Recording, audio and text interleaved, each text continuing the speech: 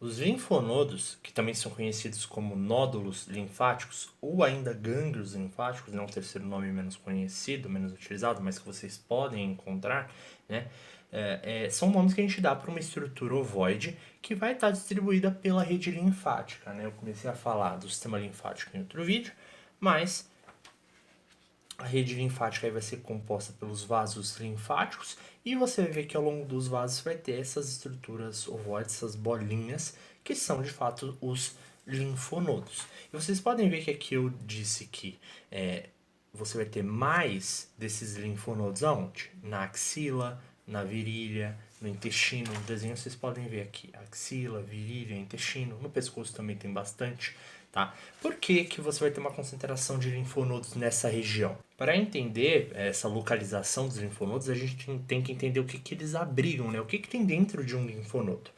A gente vai ter aí dois tipos de células principais: os macrófagos e os linfócitos. E ambos são leucócitos, ou seja, são células do sistema imune. Então, eles vão ter a função de realizar a resposta imune, ou seja, a defesa do nosso corpo contra agentes estranhos, contra invasores. Tá? Os macrófagos fazem o que exatamente? Eles vão fagocitar corpos estranhos, ou seja, eles vão englobar e destruir, né, digerir esses corpos estranhos, e a partir disso eles vão estimular a produção dos linfócitos, que por sua vez vão ter a função de reconhecer e combater esses corpos estranhos, que são os antígenos, tá? Antígeno é tudo que é estranho no nosso corpo.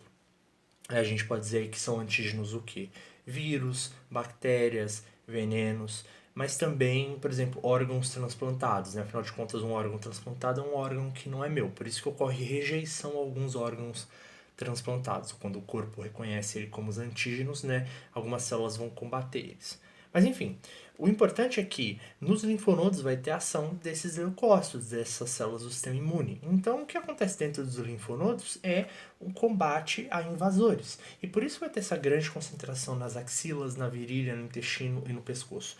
Porque se um antígeno entrar pelo meu braço, obrigatoriamente ele vai passar pela axila, então vai ter que passar pelos linfonodos que estão lá. Se esse antígeno entra pela minha perna, ele vai ter que passar pela virilha, então tem que ter bastante linfonodo lá. O intestino, né, tudo que a gente come, a gente absorve bastante no intestino, então tem que ter bastante linfonodo lá, né, etc, etc. Então essas regiões de maior concentração de linfonodos são regiões onde você vai ter obrigatoriamente a passagem desses antígenos, tá? Então, basicamente o que acontece nos linfonodos é a filtração, entre aspas, da linfa, né? A eliminação dos antígenos de agentes invasores. E depois que essa linfa é filtrada, ela pode então retornar à circulação, tá? Só que algumas vezes a gente pode ter uma infecção. O que, que é isso? Os agentes invasores estão no nosso corpo o tempo inteiro, né? Bactérias e vírus, a gente está em contato com eles o tempo inteiro, né? A maioria deles não causam doenças, muitos porque simplesmente não causam, outros porque essas células estão agindo para combater a maioria deles. Só que em algum caso você vai ter um excesso de micro-organismos e também de linfócitos combatendo esses micro-organismos. E isso vai gerar uma infecção que vai gerar um aumento dos linfonodos. Eles vão inchar por causa desse excesso de micro-organismos e linfócitos. E aí que a gente tem as ínguas, tá? Eu representei aqui os linfonodos em verde, eles estão inchados e você tem a formação de uma bolota na região do pescoço, especificamente no caso das ínguas, né, bem característico, que algumas doenças podem revelar esse sintoma, que é o inchamento dos linfonodos, tá? Isso pode acontecer. Bom, agora que a gente já falou dos linfonodos, a gente pode falar então das tonsilas e do baço. As tonsilas são massas de tecido linfóide que vão ter uma função bem semelhante dos linfonodos, né? Combater antígenos, agentes invasores. Elas vão estar ali bem presentes nas vias respiratórias e digestórias, na entrada, né? Ou seja, na boca, basicamente, justamente porque a entrada de muitos antígenos é justamente essa região da boca. Então você vai ter a tonsila faríngea no céu da boca, a tonsila palatina nas regiões laterais e a tonsila lingual na parte de baixo, né, ali na região da língua. Basicamente é isso sobre as tonsilas. E o baço é essa estrutura aqui perto do estômago, que eu destaquei em laranja, né, que é a maior massa de tecido linfóide do corpo. Então vai ter aí uma função bem parecida com os linfonodos.